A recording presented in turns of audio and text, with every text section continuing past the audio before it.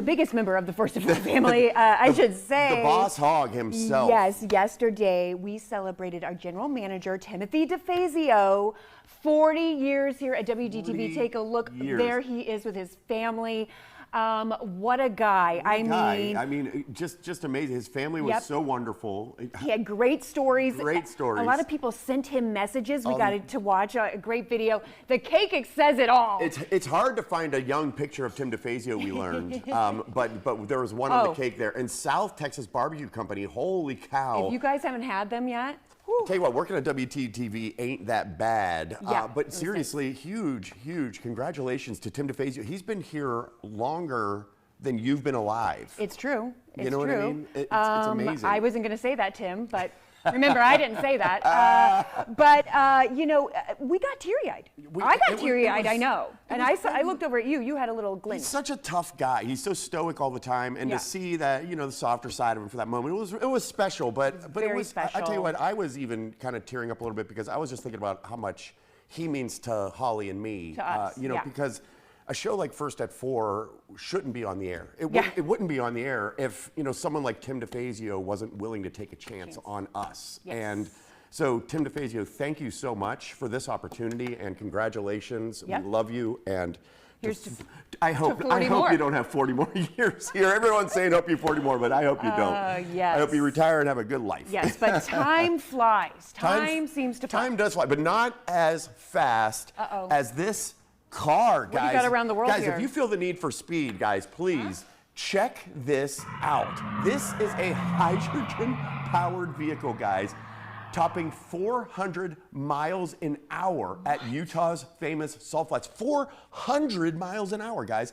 This sets a new world record for its class. Behind the wheel was retired Royal Air Force pilot Andy Green from the UK, who calls it a new breed of race car, I'll say. Okay. Green is no stranger to speed, though. Back in 1997, he became the first person to drive a car faster than the speed of sound, hitting 763 miles an hour.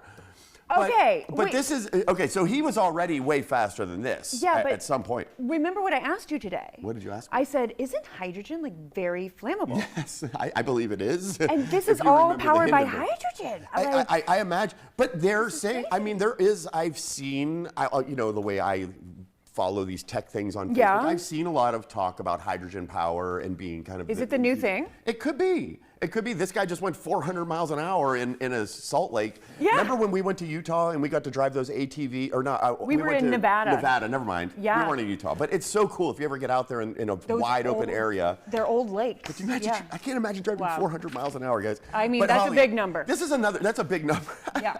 But okay, so speaking of big numbers, Holly, if I were to ask you, Holly likes buying expensive things. I'm going to say that, guys. What if I were to ask if you had all the money in the world, what would you pay for the Los Angeles Lakers, guys? Oh. Well, me personally, not that much, but someone who, well, I'll tell you, a fan? The Los Angeles Lakers, passive voice, I'll say it who's in a minute, but is selling for a record $12.5 billion, guys. What? That's according to a source familiar with the deal. The buyers are former Disney CEO Bob Iger and John Kushner, Josh Kushner, the brother of President Donald Trump's son-in-law Jared. They both confirmed the deal is in a statement. They both confirmed the deal in a statement on Wednesday. Iger and Kushner said they are deeply honored for the opportunity to take the reins of this iconic franchise. The NBA's Board of Governors still needs to approve the deal. So there's a little bit of litigation that needs to happen here, guys. But the Lakers are one of the most successful NBA franchises with 17, I believe, 17 championships? Yes, okay. I mean, what would you pay for? I mean, how do you put a number on this? I don't even understand I think you take all the salaries times all the hot dogs you can sell times all the jerseys, and you know, you get $12.5 billion. I guess. I don't know. It's scary. Can I tell you the truth, folks? Holly does our books for our family. She does our. I take all the hot dogs times all the taxes. No. Well, speaking of taking the reins, why don't you take over from here, Holly? You guys. Taylor Swift has not shared her photos of her Christian Dior wedding gown yet. Calm down. Do not be fooled. But Bridal designers are already racing to predict the next Swift-inspired trend. David's Bridal has turned guesses into gowns, sketching about 24 looks based on the superstar's style.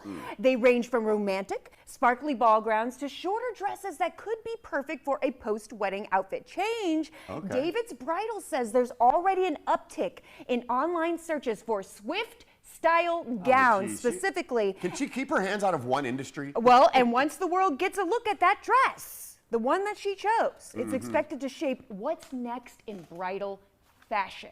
So, here we go. I'm sorry, you know what? I think you guys know how I feel about Taylor Swift. I admire her in every way except her music. I think her music is very average. But is there anything that this woman is not influencing? Well, is she the most influential person in the world? I can speak on the designers. I did get a chance to model for David's Bridal on the Oprah Winfrey Show back in Chicago.